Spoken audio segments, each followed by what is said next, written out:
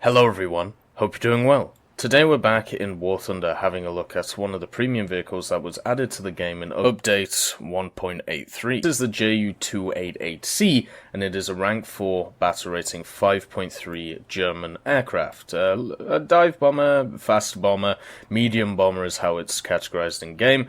You can find it here in the tech tree, and what this means is since it is a rank 4 plane, it can, as a premium, be able to research everything in the tree as much as you want. So what that means is you don't get hit by like a research, I suppose you'd call it research detractor, wherever you actually research using this Ju-288. So as a rank 4 plane, now that we have rank 5 and no rank 6 yet, the Ju-288C is good at researching everything in the German tree. Now, at 5.3, you have some quite stiff competition for the Ju-288. You actually have a ton of aircraft, and we're talking about in realistic battles here.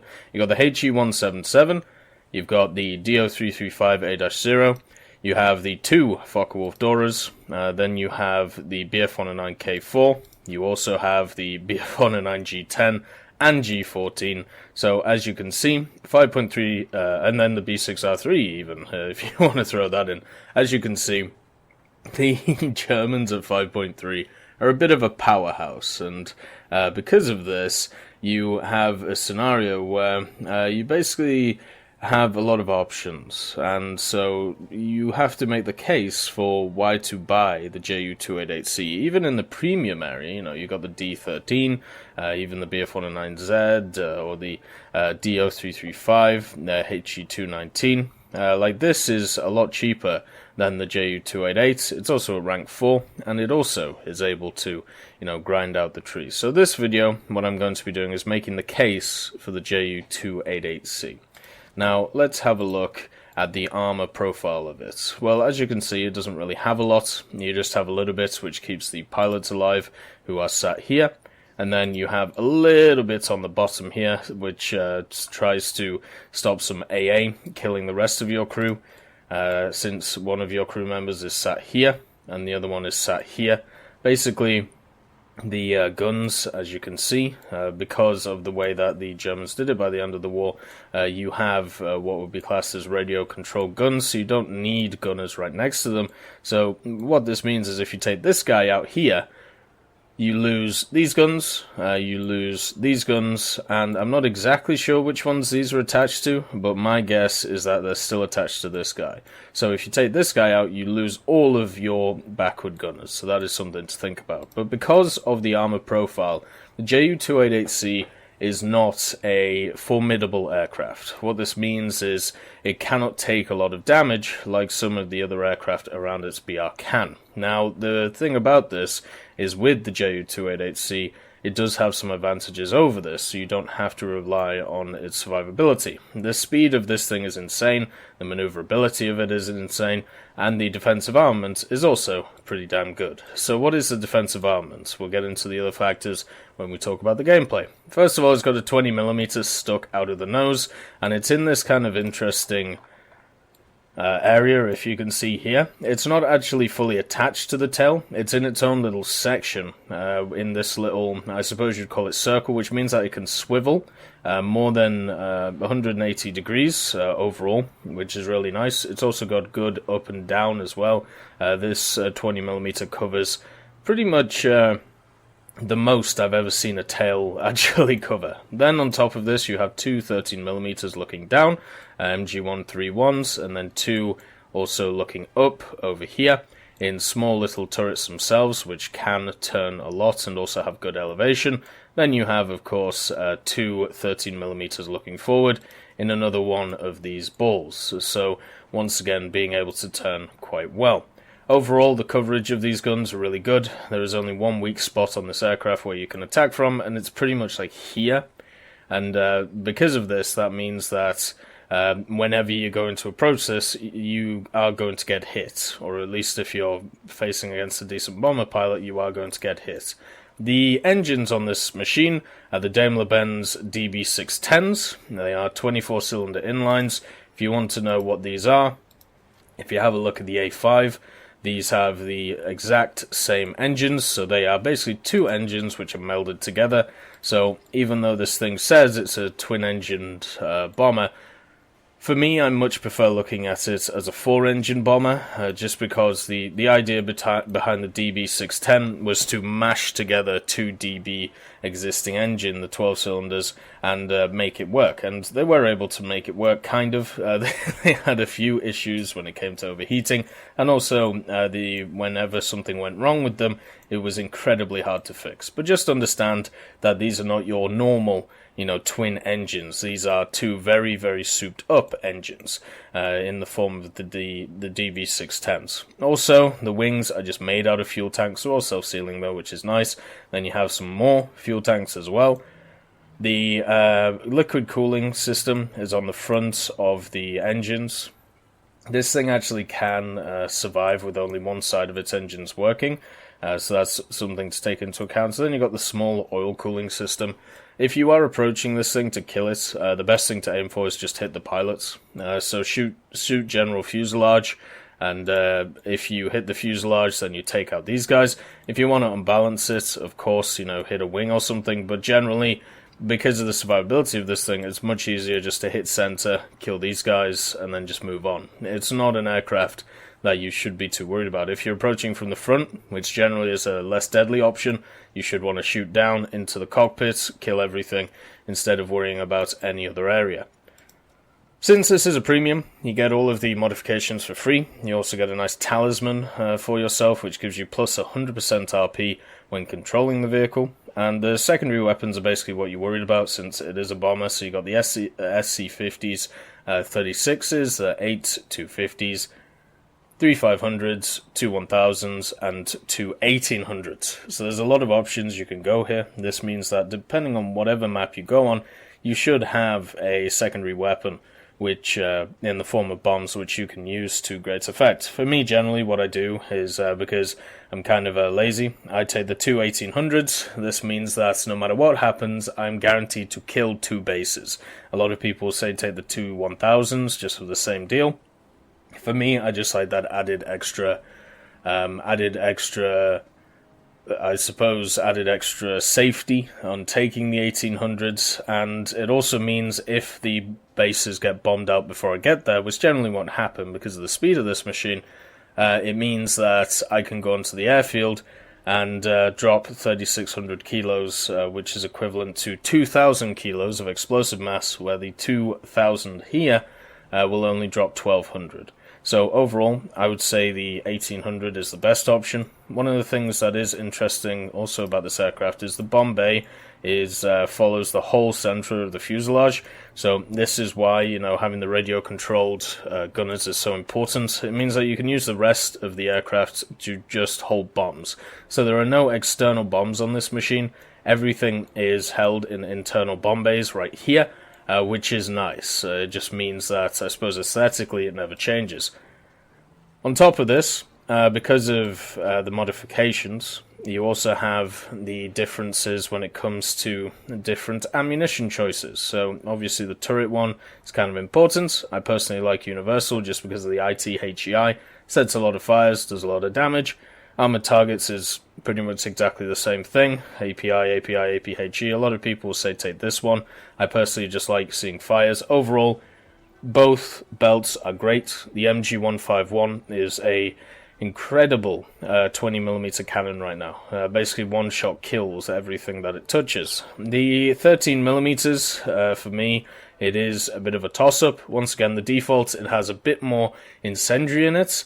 But because the penetration is lower than the 20mm, I like taking the armored targets, so you have a bit extra AP, so you're going to guarantee do damage. But once again, depends what you're trying to go for. Are you trying to knock out a plane quickly and a bit more RNG, or you take the default? If you want to do maximum damage and be able to kill a plane over time, you take armored targets. That's the way I see it. One thing I'm actually going to do in this video as well in the Hangar, is show you guys the last few games that I've played in this thing, because I think it's important just to give you a scale of how good this thing is at getting silver lines and also RP. So this first game was a defeat. All I did was kill 4 medium tanks, 15,000 SL, near 4,500 RP to the CL-13, a rank 5 jet. We had another defeat in here. I was able to get 1 kill and 2 base kills, so that on a defeat equals 43,000 silver lions and 10,000 research for the CL-13. On Norway, we had 2 carrier kills, 1 light cruiser kill, and 1 base kill. Now, it says 21,000 here. First of all, look at the silver lines, a lot here. But this isn't just 21,000. I actually finished research on the CL-13. So we had 21,000 RP for the CL-13, and then another 14,000 in the ME-163, the new one. So overall, I actually made 35,000 RP out of this mission. Crazy stuff. The next one, 1 base, 1 kill. So 50,000 silver lions and 10,000 RP for the ME-163. So you can see that this thing is great at getting credits when it comes to silver lions and also research. Another thing to put into the kettle is the fact that this thing has a max repair cost of 8,000 silver lions, 1 base if you are running. Remember, I'm also running premium account as well. If you hit 1 base, that will give you 10,000 silver lions. So just by hitting 1 base in the Ju-288C, you have made back the repair cost, and you are also in the money. So overall, absolutely crazy for silver lion generation, also for research of the whole German tree.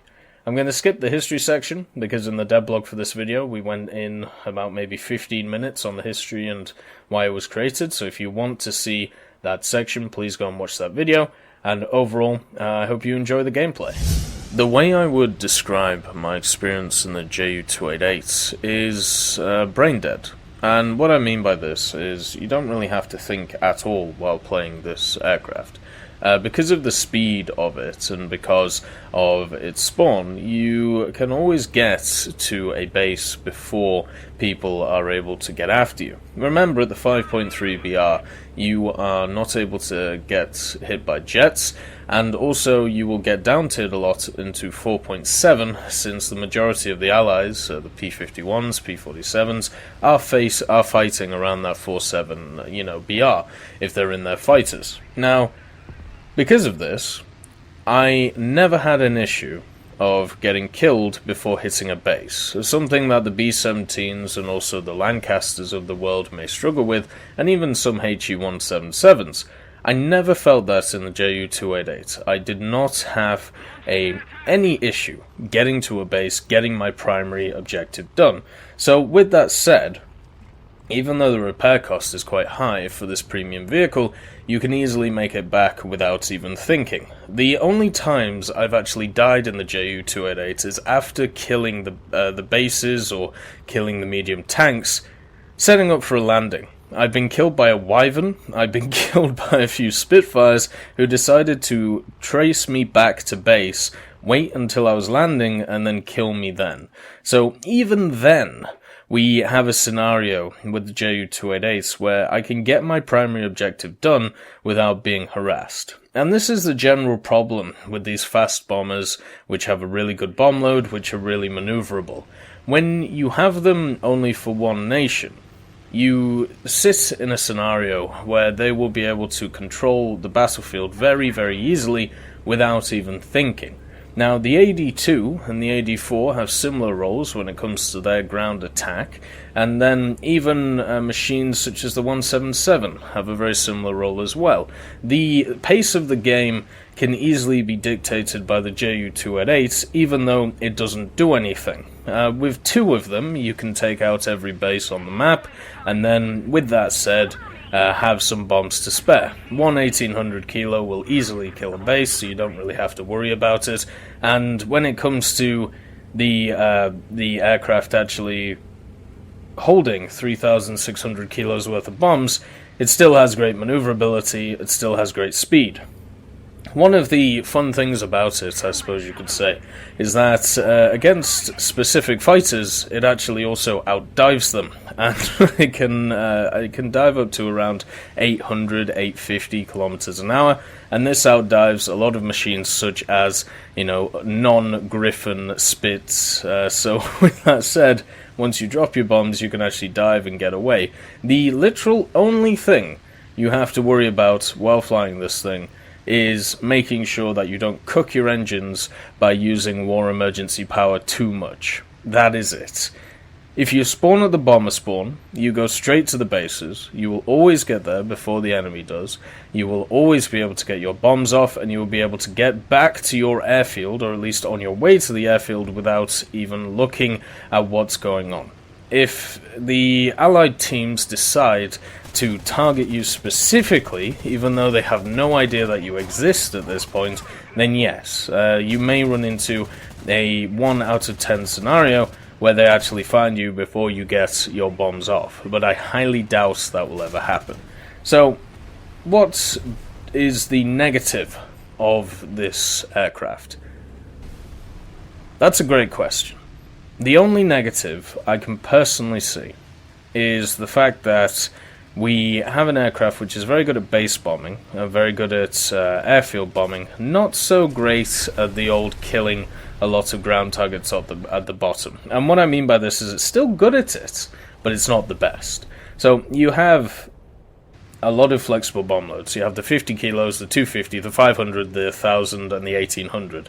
Obviously, the 1000, 1800 should be used for killing bases and airfields, and the other ones, in my opinion, should be to go after medium tanks, pillboxes, stuff like that. So you do have the bomb loads in order to be able to do this, but what you sometimes don't have is the survivability. Now, this is something that has come from the last year or so with machines like the Ju-288. You have a scenario where the AA on the ground has definitely got a little bit more accurate when it comes to the columns of tanks, armored cars, and AA.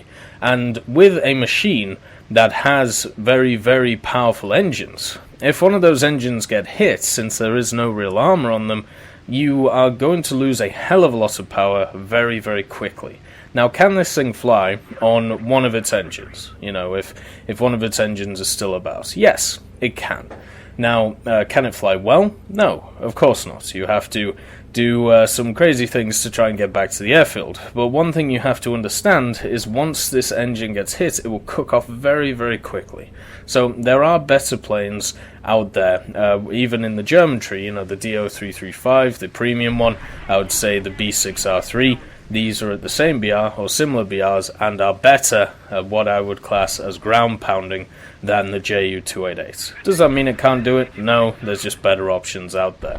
So your main issue is if you get tailed after you hit your targets. And with this, to defend yourself, you have a wonderful 20mm and also some 13s. There has not been a single scenario so far flying the Ju-288 where I have at least not traded with an enemy that I was fighting. What this means is if a plane comes at me, I am able to trade 1 for 1, at least maybe not with him or her, but with some other aircraft before this. So I haven't come out of a game where I've died without having got a kill. Now, as a bomber, your main job should be being able to bomb bases, being able to win the game that way.